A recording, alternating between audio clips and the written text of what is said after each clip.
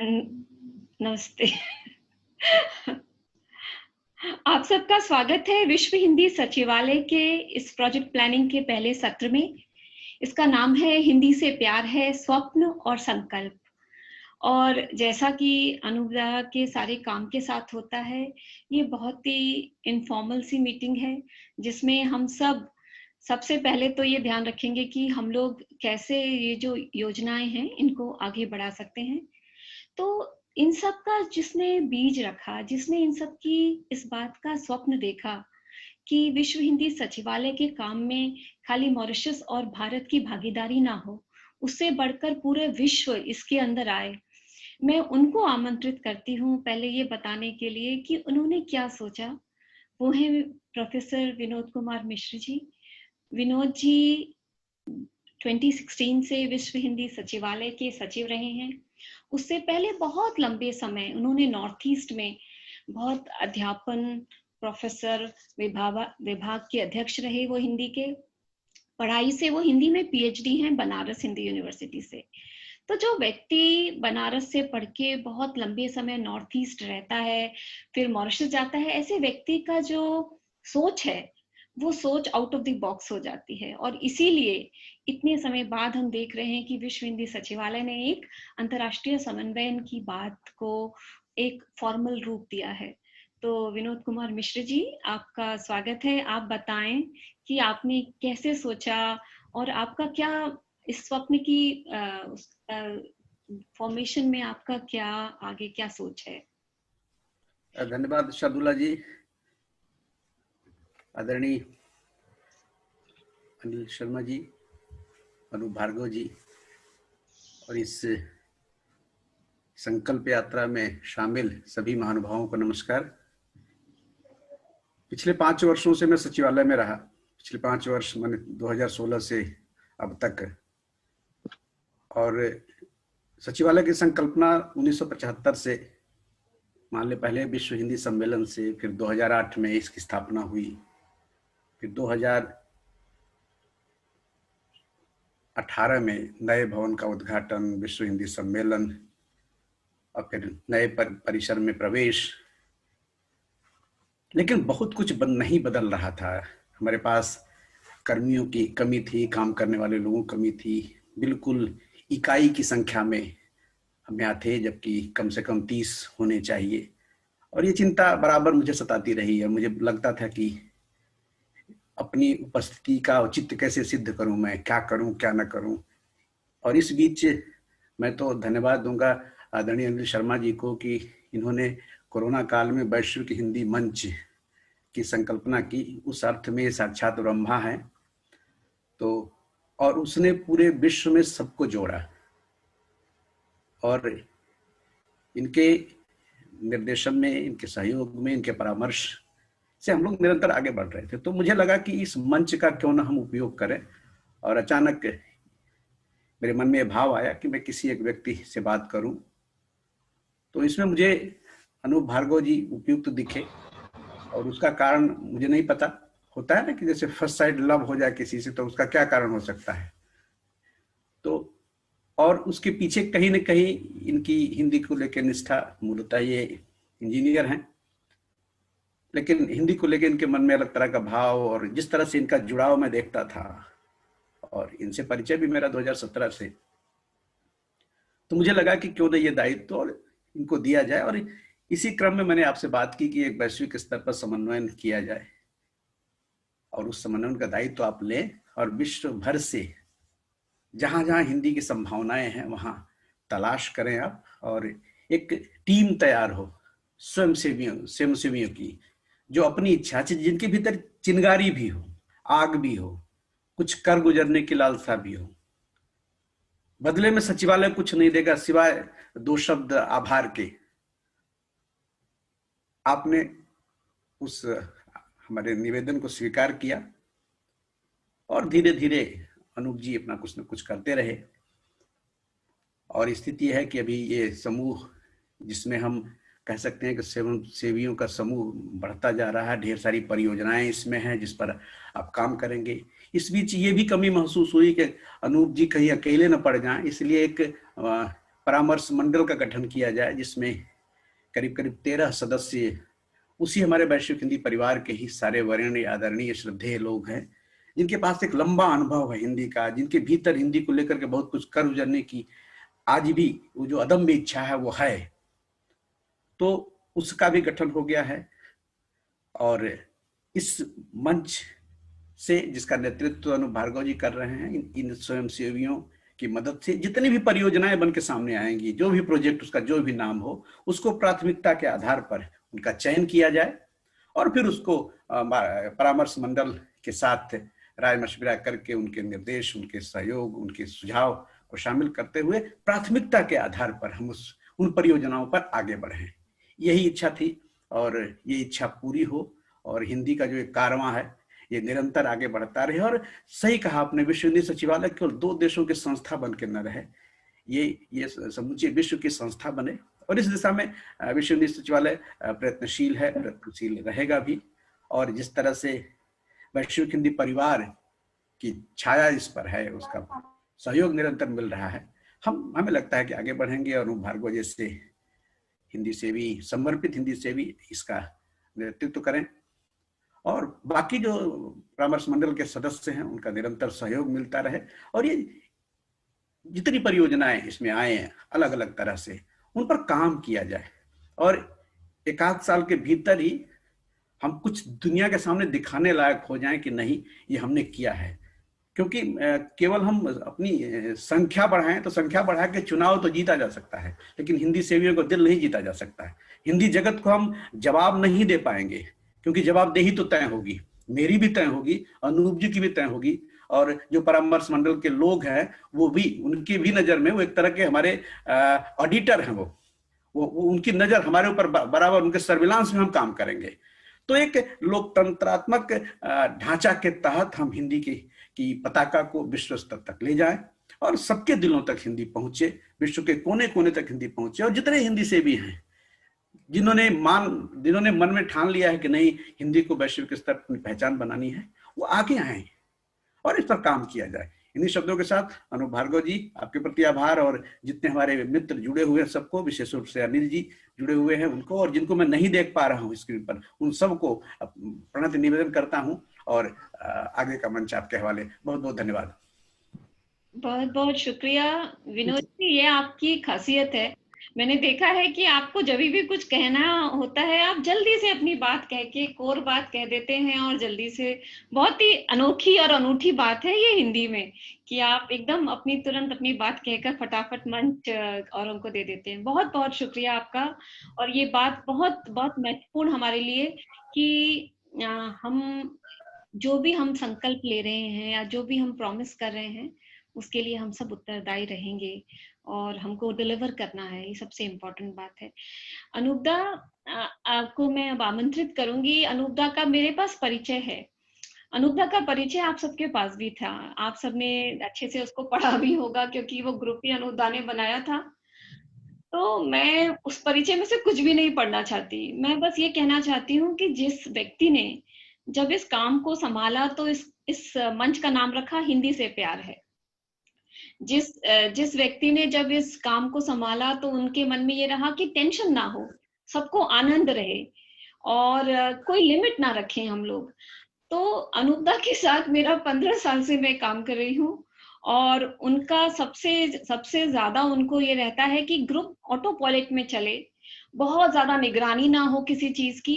ये खुद ही उनके जो व्यक्तित्व है इसको बताता है, तभी वो सबके प्रिय हैं, तभी वो एक जो कॉन्फ्लुएंस आईटी और हिंदी का और एक आउट ऑफ बॉक्स थिंकिंग का, सीमाओं को ना मानने का, जैसे उनकी ये कविता की लाइन है कि होने दो जो क्षण कहे, सीमा वही जो मन कहे।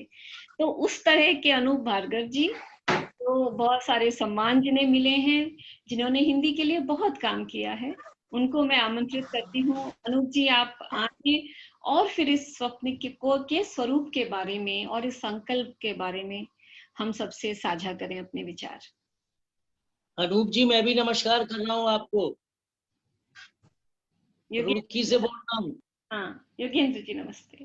सभी को मेरा नमस्कार और धन्यवाद शार्दुला इतने मधुर परिचय के लिए। तो मैं सबसे पहले तो मैं ये कहना चाहूँगा कि मैं अभिभूत हूँ आप सबके स्नेह के लिए। आप सबने हमने विधिवत शुरुआत इसकी करीब हफ्ते भर पहले की थी और इस बीच में आप सबका जो स्नेह मिला है और आप सबका जो बल मुझे मिला है, मैं उसके लिए हृदय से आभारी हूँ। और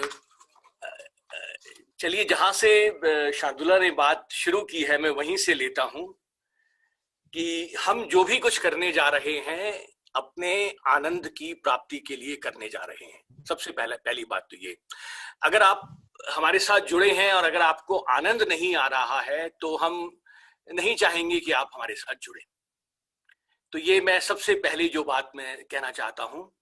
और क्योंकि बात निजी स्तर पे हो रही है, वहां पर मैं ये भी बात स्पष्ट करना चाहूंगा कि हमें मालूम है कि आपकी और भी वरीयताएं हैं, और यदि कोई नहीं तो मैं कम से कम दो बातें मैं ऐसी बता सकता हूं।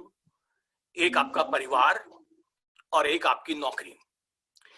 तो ये दो वरीयताएं ऐसी हैं जो आपकी हमेशा किसी भी वरीयता से ऊपर रहेंगी, और हम इसको बात को स्वीकार करते हैं, हम इसको मानते हैं और हम चाहते हैं कि आप वही करें। तो अधिक से अधिक हम यही कह सकते हैं कि आप हमारे काम को तीसरी वरीयता दें। अधिक से अधिक मैं कह रहा हूं। उसके अलावा भी आपके पास बीच बीच में आपकी कुछ समय के लिए कुछ चीजें ऐसी आएंगी जो आपको करनी है और हम चाहेंगे कि आप उन्हें करें। हमें यह भी स्वीकार है कि आप कुछ दिन के लिए हमसे अवकाश लेना चाहें, वो भी ठीक है। तो इन बातों के साथ ये मेरी जो निजी जो बात शार्दुला ने कही, मैं वो कहना चाह रहा था। और अब मैं आता हूं अपने विधिवत जो हम लोगों ने जो शुरू किया है उसके पीछे हमारी क्या अवधारणाएं हैं, उसके पीछे हमारे क्या उद्देश्य हैं, उसके पीछे हमारे क्या स्वप्न हैं, हम क्या हैं, हम क्या नहीं हैं। इन सब बातों पे मैं आपका करीब 10-15 मिनट मुझे लगेंगे, मैं आपका समय चाहूंगा। और उसके लिए विचार मेरे हैं, लेकिन उसका पावर पॉइंट बनाने में शार्दुला ने मुझे मदद दी है, तो मैं उसको धन्यवाद देते हुए अपना पावर पॉइंट प्रेजेंटेशन जो है मैं खोलता हूं। तो आशा है आप उसको देख पा रहे होंगे ना? ठीक है। और तो चलिए अब अपनी बातचीत शुरू करते हैं। जैसा कि आपको मालूम है कि ये दादा स्लाइड शो मोड में ले आए। अच्छा हाँ, मैं 1 मिनट में, धन्यवाद। स्लाइड शो मोड में नहीं है। हाँ, बस फ्रॉम बिगनिंग कर दें आप, उसमें जाके ना। अच्छा ओके, पहला आइकन दबा दें उसका। हाँ तो पहला दिख रहा है, राइट? नहीं, यू हैव टू। अच्छा सॉरी ओके हाँ, देयर वी गो, है ना? अब दिख रहा है, राइट? जी। हाँ, धन्यवाद। तो विश्व हिंदी सचिवालय मॉरिशस के तत्वाधान में हिंदी से प्यार, स्वप्न और संकल्प। तो सबसे पहले हम बात करते हैं हमारी मूल अवधारणा की कि हम यहाँ पे किस लिए हैं और क्या मानकर हम चल रहे हैं। हमारा मानना है कि भारत में और भारत से बाहर हिंदी से प्रेम करने वालों की संख्या सिर्फ हजारों में नहीं है, लाखों में है, और इसका हमारे पास प्रमाण है। हमारा यह भी मानना है कि इनमें से बहुत से प्रेमी निस्वार्थ भावना से हिंदी के लिए कुछ करने को तैयार हैं। आपका जो स्नेह हमें मिला है पिछले 1-1.5 सप्ताह में, वो इसका प्रमाण है। जरूरत हमें सिर्फ है उन्हें एक प्लेटफॉर्म देने की, उनकी ऊर्जा को दिशा देने की। हिंदी से प्यार एक ऐसा ही मंच है।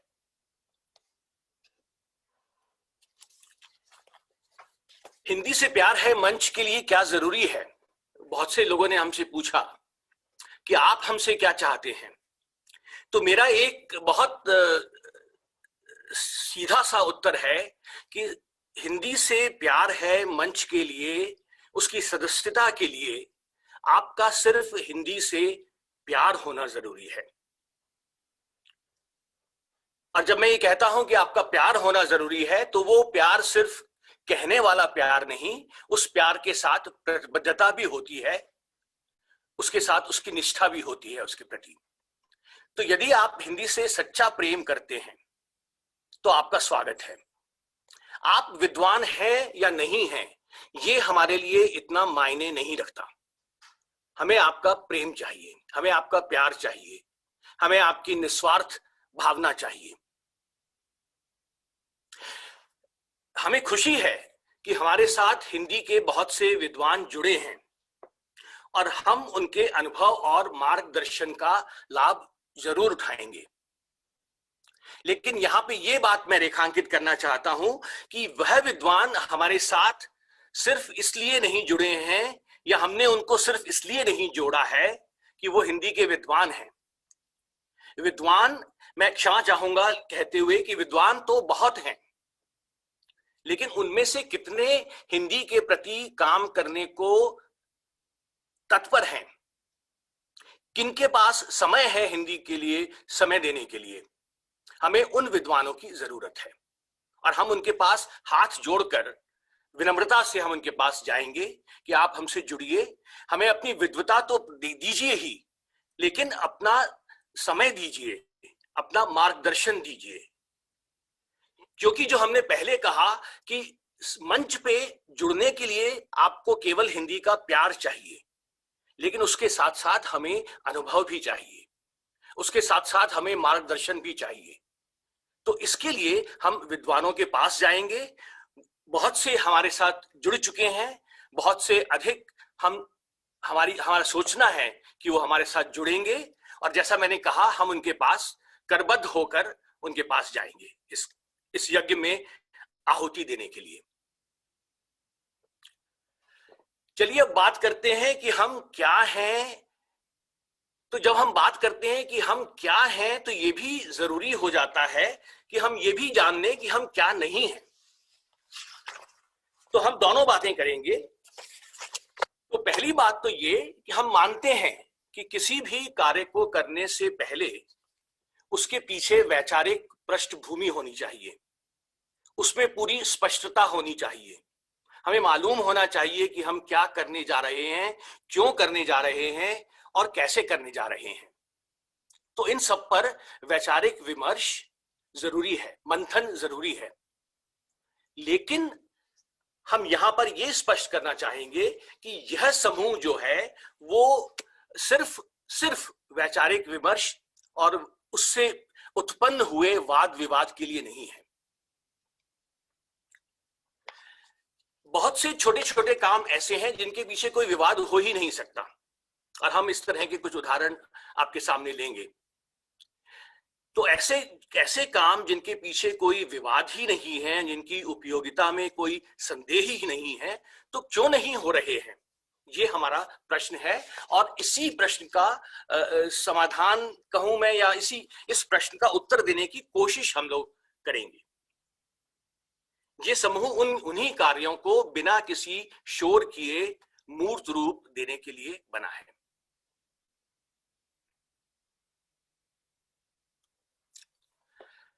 हम क्या नहीं हैं? ये साहित्यिक मंच नहीं है। आप अपनी रचनाओं, जहां पे आप अपनी रचनाओं को बांटना चाहें, हम मानते हैं साहित्य जरूरी है। जब हम हिंदी की बात कर रहे हैं तो हम साहित्य को कैसे भूल सकते हैं, बहुत जरूरी है। बस हम यही कह रहे हैं कि इस समूह के उद्देश्यों में से नहीं है। अपनी रचनाओं को बांटना अब इस समूह के उद्देश्यों में नहीं है। उसके लिए बहुत से मंच हैं और वो बहुत अच्छा काम कर रहे हैं। अपवाद स्वरूप हम कभी कभी चुनी हुई रचनाओं को आपके साथ बांटेंगे। हम साहित्य को नकारना नहीं चाहते, साहित्य से जुड़े रहना चाहते हैं। आप जो भी काम कर रहे हैं, साहित्य हमें एक नई सोच देता है, एक नई ऊर्जा देता है। तो हम कभी कभी आपके साथ कुछ चुनी हुई रचनाओं को बांटेंगे।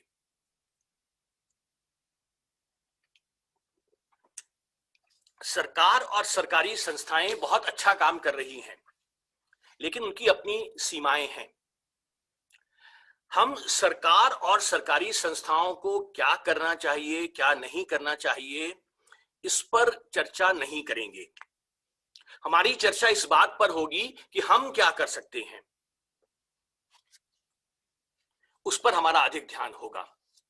जरूरत पड़ने पर हम सरकारी संस्थाओं के पास भी जाएंगे, जरूर जाएंगे, वो हमारे लिए बनी हैं, हम उनका भी भाग हैं, लेकिन हम उन पर पूर्णतः निर्भर नहीं रहेंगे कि मेरा काम तभी होगा जब सरकार की नीति में इस तरह का बदलाव हो या ये सरकारी संस्था इस तरह काम करे। हम उसके लिए कोशिश करेंगे, लेकिन जो काम हम कर सकते हैं वो काम हम खुद शुरू करेंगे।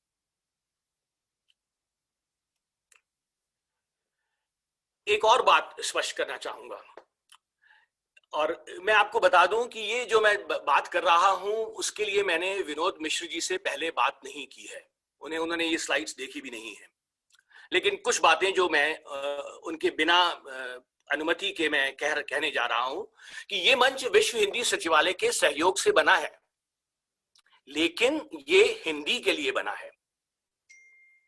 हम किसी के भी द्वारा, और यहां पर किसी के भी द्वारा को रेखांकित किया गया है अलग रंग में, हम किसी के भी द्वारा सुझाई गई परियोजनाओं पर विचार करेंगे, और यदि परियोजना हमें उपयुक्त लगती है तो हमारा जो भी हमारा बल है, हमारी क्षमता है, हमारे स्वयं सेवक हैं, हम सब उसके क्रियान्वयन में योगदान देंगे। योजना चाहे कहीं से भी आई हो, किसी की भी हो, अगर हिंदी की है तो हम उसके प्रति हैं। यहाँ पर मैं अमेरिका में रहता हूँ, और हैरी ट्रूमैन जो यहाँ के राष्ट्रपति हुआ करते थे, उनका एक जो सूक्ति मुझे बड़ी पसंद है, और आप देख रहे हैं कि it is amazing what you can accomplish if you do not care who gets the credit. तो इसी सोच को लेकर हम आगे बढ़ रहे हैं कि उसका श्रेय किसी को भी मिले, लेकिन हिंदी का काम होना जरूरी है, वो महत्वपूर्ण है। अगला सवाल आता है कि परियोजनाओं का चुनाव हम कैसे करेंगे।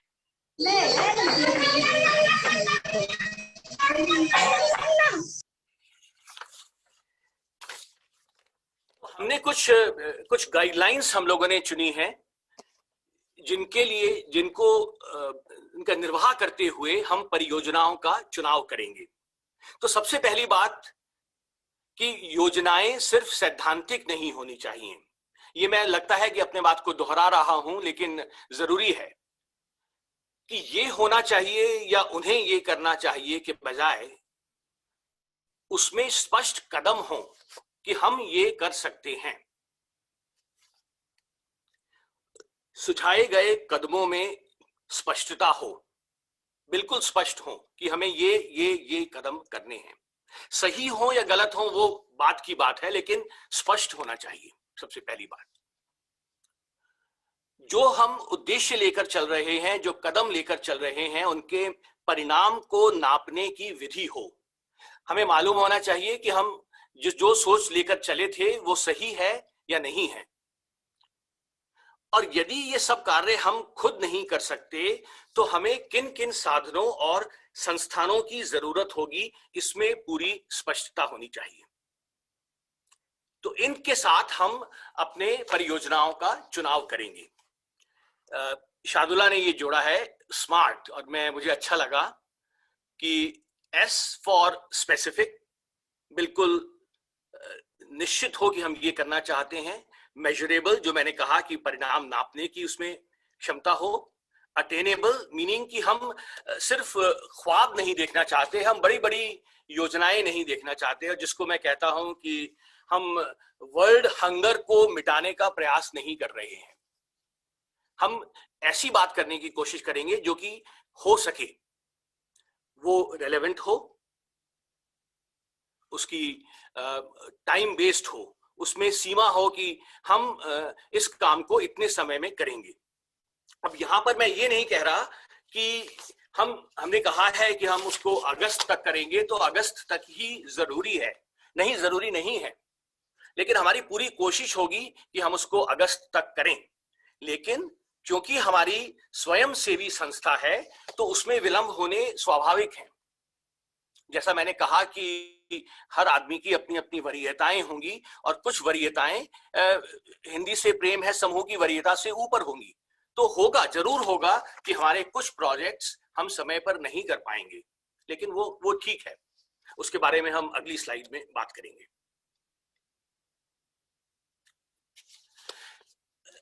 हमने कहा कि योजनाएं बनाएंगे, किस तरह से बनाएंगे, किस तरह चुनाव होगा। तो अब बात करते हैं कि उदाहरण से बढ़िया बात समझाने का मुझे कोई दूसरा तरीका नहीं दिखता, तो हम एक दो उदाहरण लेंगे किस तरह की योजनाएं हम करना चाहते हैं। तो पहली योजना जो है वो बहुत बहुत सीधी सी है, और मैं ये बता दूं कि इसमें कोई जरूरी नहीं है कि बहुत नई बात हो, ये प्रयोग हो चुके हैं। हम ये नहीं कह रहे कि हमारी सोच बिल्कुल नई है, लेकिन हमने लोगों से सीखा है और उसको आगे बढ़ाने की ललक है हमें। तो ऐसी ही एक योजना है कि हम हिंदी की 100 कालजयी पुस्तकों का चुनाव करेंगे और फिर हम 100 विद्वानों का चुनाव करेंगे उन पुस्तकों के बारे में और उस लेखक के बारे में बोलने के लिए। और इसका हम एक सीधा सादा सा 7-8 मिनट का एक वीडियो हम बनाएंगे। अब आप जानते हैं कि ये 100 कालजयी पुस्तकों का चुनाव करना कोई मुश्किल काम नहीं है। हम इसको 2 दिन में मैं इस काम को कर सकता हूं। उन 100 पुस्तकों के लिए 100 विद्वानों का चुनाव करना कोई मुश्किल बात नहीं है। हर किताब के लिए हमें कम से कम 10 विद्वान मिल जाएंगे उस काम को करने के लिए।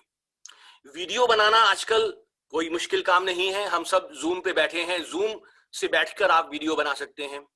तो हमारे पास ये 100 वीडियो इकट्ठे हो गए, हमने इनको सीधा सा लेकर किसी वेबसाइट पर डाल दिया। अब उसका फायदा क्या होगा? फायदा ये होगा कि जो हमारी युवा पीढ़ी है, और मैं कहूंगा कि युवा पीढ़ी क्यों, मैं स्वयं को अपने आप में लेना चाहूंगा, मैंने उन 100 किताबों में से 20 या 30 से ज्यादा 20 भी किताबें नहीं पढ़ी होंगी। लेकिन अगर ये इस तरह का सुविधा मुझे कहीं उपलब्ध है तो कोई भी युवा वहां पर जा सकता है। तो पहले तो वो किताब का परिचय पढ़ेगा 3 या 4 वाक्यों में। अगर उसको थोड़ी सी भी रुचि लगती है तो वो उस वीडियो को देखेगा जिसमें उसको सिर्फ 5 से 7 मिनट लगेंगे, और उसके बाद वो ये कम से कम ये तो निर्णय ले पाएगा कि मुझे ये किताब पढ़नी है या नहीं पढ़नी है। तो हमारा ये सोचना है कि इससे किताबों की पठनीयता बढ़ेगी। तो ये छोटा सा एक उदाहरण है जो निश्चित रूप से किया जा सकता है। दूसरा उदाहरण जो है कि प्रवासी लेखकों की प्रकाशित पुस्तकों के विवरण व्यवस्थित रूप में वेबसाइट पर डाले जाएं। मेरे पास बहुत से फोन कॉल आते हैं, भारत में शोध कर रहा है कोई और वो जानना चाहता है कि अमेरिका में कहानीकार कौन कौन है। अब मुझे अलग अलग उनको बताना पड़ता है, उसको फोन नंबर्स देने पड़ते हैं। तो क्यों ना हम सीधे से जाकर सब लेखकों को हम बोलें कि आप अपनी प्रकाशित पुस्तकों के फ्रंट कवर, बैक कवर और उसका जो फ्लैप है उसको स्कैन करके आप हमें भेज दें और हम उसको सीधे सीधे से व्यवस्थित रूप में अपनी वेबसाइट पे डाल दें। तो कोई भी जाकर देख सकता है कि अमेरिका में, या अमेरिका में, मैं बात अमेरिका की कर रहा हूं लेकिन ये पूरे विश्व के लिए है।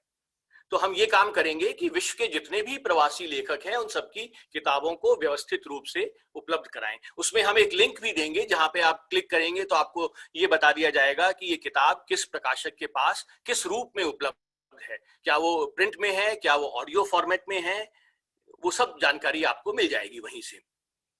तीसरा जो उदाहरण हमने लिया है कि भारत से बाहर विश्वविद्यालयों में जहां हिंदी पढ़ाई जाती है उसका एक डेटाबेस बनाया जाए। तो अब ये काम जो है, ये मैं इसको बढ़ा चढ़ा के नहीं कह रहा, लेकिन ये काम कोई भी एक युवा को अगर मैं दूं तो वो ये काम हफ्ते भर में आसानी से कर सकता है। हर विश्वविद्यालय की URLs हैं, उनकी वेबसाइट हैं, उसमें कौन कौन से हिंदी के विषय पढ़ाए जाते हैं, किस स्तर पे पढ़ाए जाते हैं, उनकी फैकल्टी कौन सी है, उनको पढ़ाने वाले कौन हैं, उनका परिचय क्या है, सब उपलब्ध है। जरूरत है उसको एक जगह इकट्ठा करके रखने की जहां पे कि उसका उपयोग हो सके। तो ये एक हमारा एक और उदाहरण है। तो इस तरह के जो प्रोजेक्ट्स हैं हम लोग लेंगे और उन्हें हम करेंगे। इनमें से किसी के लिए मुझे एक भी पैसे की जरूरत नहीं है,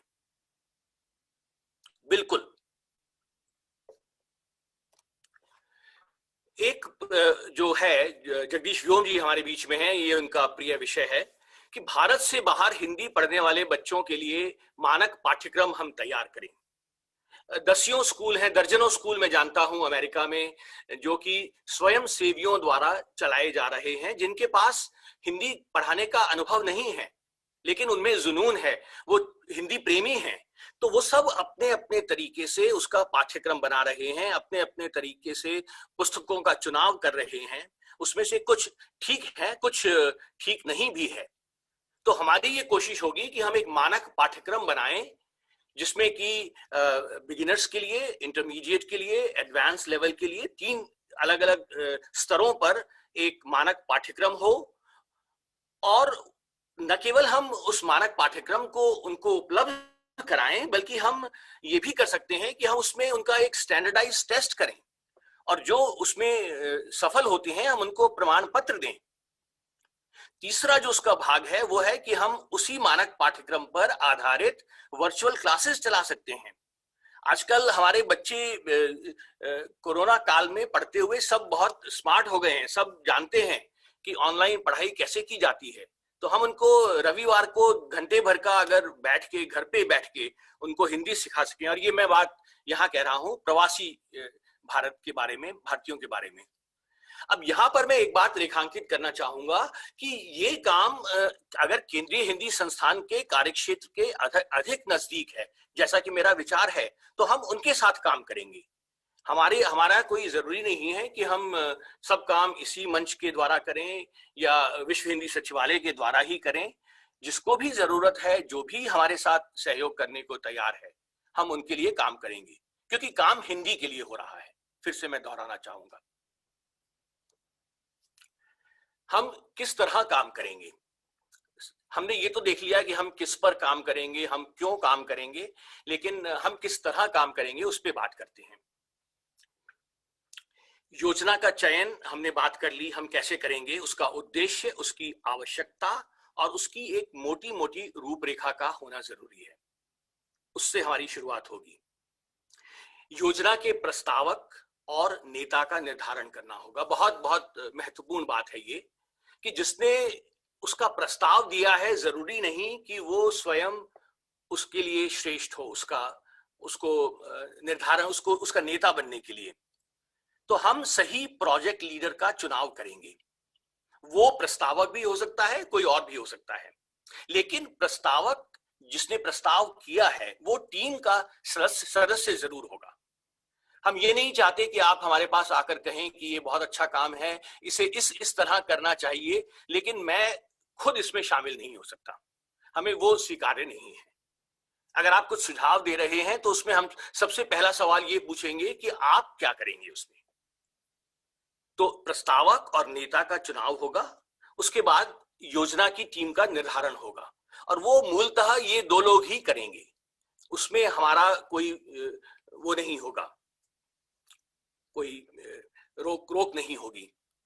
उसके बाद हम योजना की रूपरेखा को बनाएंगे, उसमें हमें क्या देना है, डिलीवरेबल्स, उसकी बात करेंगे, एक समय सीमा का निर्धारण करेंगे, और कुछ ऐसे मील के पत्थरों के बारे में स्पष्टता होगी जिससे कि हम देख सकें कि वो योजनाएं किस गति से आगे बढ़ रही हैं। तो ये नहीं कि आपने कहा कि मैं दिसंबर तक ये काम कर दूंगा और हम आपके पास दिसंबर में ही जाएं कि आपने कुछ किया या नहीं, और आप कहें कि ओह मैं तो कुछ कर ही नहीं पाया। तो हम ऐसी परिस्थितियों को से बचना चाहते हैं। तो एक बीच बीच में हमारे कुछ मील के पत्थर होंगे कि जब हमें मालूम हो कि हम प्रगति कर रहे हैं। और फिर योजना क्रियान्वयन सहयोग, एक वृहदावलोकन, ये शार्दुला ने बड़ा सा शब्द डाला है इसके अंदर, तो इन सब का बातों का हम ध्यान रखेंगे। बात आती है कि हाँ, अब बात आती है कि वो काम होगा कैसे। तो हमने एक टीम तो बना ली, कोर टीम तो बना ली हमने, और सॉरी, एक हमने प्रोजेक्ट टीम बना ली, लेकिन एक हमारी कोर टीम होगी जो कि सब प्रोजेक्ट्स पे नजर रखेगी। तो हमारा ये होगा कि कोई भी जो प्रोजेक्ट टीम बनती है उसमें से एक व्यक्ति, हमारी जो कोर टीम होगी, और उसका निर्धारण होना अभी बाकी है, उसमें से एक सदस्य, एक ऑब्जर्वर कहें, मार्गदर्शक कहें की तरह हर टीम में एक व्यक्ति सेंट्रल कोर टीम की तरफ से उपस्थित होगा। वो कोई विशेष काम नहीं करेगा, काम तो प्रोजेक्ट टीम को ही करना है, लेकिन उस ऑब्जर्वर के नाते हमें पता रहेगा कि हर टीम क्या काम कर रही है, पहली बात। और दूसरी बात कि अगर उस टीम को किसी सहायता की जरूरत है तो हम उसको सहायता दे सकें। और वो सहायता दो तरह की हो सकती है। पहली बात है तकनीकी सहायता। हमारे अधिकांश प्रोजेक्ट जो हैं वो तकनीकी पर आधारित होंगे, मैं इस पे बाद में आऊंगा, लेकिन ये बात हम जान लें। तो हमें तकनीकी सहायता की जरूरत होगी, क्योंकि हर प्रोजेक्ट टीम में जरूरी नहीं कि तकनीकी विशेषज्ञ हों। तो उसके लिए हमने एक तकनीकी टीम को बनाया है, और हमें खुशी है, हमारा सौभाग्य है कि बालेंदु शर्मा दाधीच, जिनका नाम किसी परिचय का मोहताज नहीं है, balendu.com पे आप जाएं तो आपको सब मालूम पड़ जाएगा। तो बालेंदु, हमें खुशी है कि वो हमारे साथ जुड़े हैं और वो इस टेक्निकल टीम को नेतृत्व करेंगे। तो यदि किसी भी प्रोजेक्ट टीम को तकनीकी सहायता की जरूरत होती है तो वो उसके पास जाएंगे और वो तकनीकी सहायता हम उन्हें प्रदान करेंगे। दूसरी बात जो हो सकती है कि प्रोजेक्ट टीम को कुछ ऐसे विद्वानों की जरूरत हो सकती है या कुछ ऐसी संस्थाओं की जरूरत हो सकती है जो कि उनको सहयोग दे सकें। तो उसके लिए फिर से वो कोर टीम के पास आएंगे और हम उन्हें इसमें मदद करेंगे। तो इस तरह से हमारा प्रोजेक्ट आगे बढ़ेगी। चलिए अब एक बात और, कुछ जिसको बोलते हैं ऑनेस्ट कन्फेशंस, कि हम आत्मस्वीकृतियां कुछ करना चाहेंगे। कि हमें लगता है, और कुछ लोगों ने हमें कहा भी, कि हम बहुत महत्वाकांक्षी हैं, क्योंकि हम कई परियोजनाओं पर एक साथ काम करने जाएंगे। और वो हमने जैसा बताया कि क्योंकि हर प्रोजेक्ट टीम स्वतंत्रता पूर्वक काम करेगी, इसलिए हमारे जो 100 से 200 स्वयंसेवक जो अभी जुड़ चुके हैं, उनके सहारे हम 15-20 अलग अलग टीम बना सकते हैं, 5-5, 7-7 सदस्यों की। तो हम कई परियोजनाओं पर एक साथ काम कर सकते हैं। हमें मालूम है, हम मानते हैं कि हम सभी परियोजनाओं में सफल नहीं होंगे, शायद कुछ देर से भी पूरी हों, लेकिन यहां पर जिस बात को मैं रेखांकित करना चाहूंगा कि चाहे हम सब में सफल ना हो, चाहे कुछ देर से पूरी हो, लेकिन हम जो भी हासिल करेंगे वो आज तो नहीं है ना, तो हम निश्चित रूप से बेहतर स्थिति में होंगे आज से 6 महीने के बाद, आज से 1 वर्ष के बाद, आज से 5 वर्ष के बाद। हमारा ये सोचना है कि हम जैसे जैसे आगे बढ़ेंगे, हमारा कारवां आगे बढ़ेगा। हमें कुछ प्रारंभिक सफलताएं जब मिलेंगी तो हमें और नए साथी भी मिलेंगे, और उन नए साथियों को लेकर हम और परियोजनाओं को शुरू करेंगे। चलिए अब बात करते हैं कि हमने अभी तक पिछले 1.5 सप्ताह में क्या हासिल किया। तो लगभग 1.5 सप्ताह में हुआ है, करीब शुरू किए, करीब 200 साथी हमारे साथ जुड़े हैं, करीब 12 से अधिक देशों से, कुल करीब 16 प्रोजेक्ट हमारे पास आए हैं। हम ये स्पष्ट करना चाहेंगे कि हम सभी प्रोजेक्ट अभी स्वीकृत नहीं हुए हैं, उस पर अभी बहुत काम होने बाकी हैं, लेकिन 16 प्रोजेक्ट हमारे विचाराधीन हैं। हमने सदस्यों को ये कहा था कि आप जब हमसे जुड़ेंगे तो हम आपसे जानना चाहेंगे कि आप हमें क्या देंगे। तो उन 200 में से करीब 100 से अधिक सदस्यों ने प्रोजेक्ट्स के लिए अपनी वरीयताएं दे दी हैं कि हम इन प्रोजेक्ट्स पे काम करना चाहते हैं। तो ये बहुत अच्छा संकेत है। हमारे साथ अध्यापक जुड़े हुए हैं, हमारे साथ विद्यार्थी हैं, हमारे साथ शोधार्थी हैं, हमारे साथ भाषाविद हैं। ये सभी हमारे साथ शामिल हैं और हमें इन सब की जरूरत है। हम ये मानकर चल रहे हैं कि हमारे पास किसी भी प्रोजेक्ट के लिए शुरू में कोई आर्थिक सहायता नहीं होगी। हमारे अधिकांश प्रोजेक्ट तकनीकी पर आधारित होंगे। हमारे सभी कार्यकर्ता स्वयंसेवी होंगे।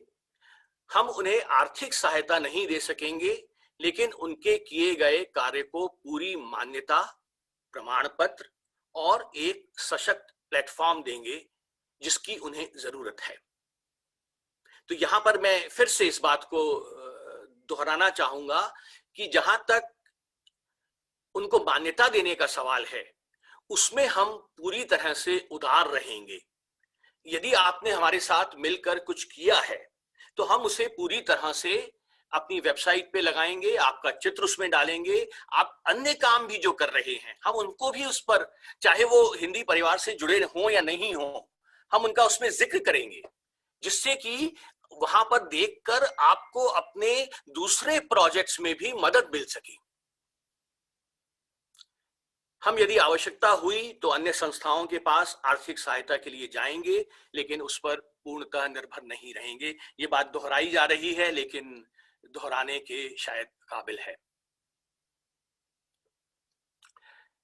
अंत में मैं समाप्त करना चाहूंगा। हमारी जो कार्यकारी टीम है, और ये फिलहाल अभी इसको हमें और आगे बढ़ाना है और हमें इसको आगे ले जाना है। विनोद मिश्र जी आप जानते ही हैं, महासचिव हैं विश्व हिंदी सचिवालय के। बालेंदु शर्मा दाधीच हमारे तकनीकी विशेषज्ञ होंगे, हमें रोड मैप देंगे तकनीकी।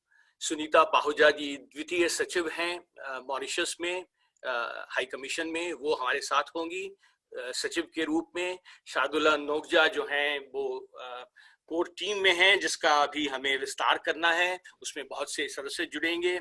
हरप्रीत सिंह पुरी हमें सहयोग दे रहे हैं पटल को चलाने में और अन्य उसमें। और मेरा नाम आप देख ही रहे हैं, बस मैं एक परिकल्पना कह लीजिए, और अंतरराष्ट्रीय समन्वयक का नाम विनोद मिश्र जी ने मुझे दिया है। हमारी जो पता है वो vishwahindi.global@gmail.com, और विश्व हिंदी सचिवालय की वेबसाइट आप जानते ही हैं vishwahindi.com। वहां पर आपको और अधिक सामग्री मिलेगी। और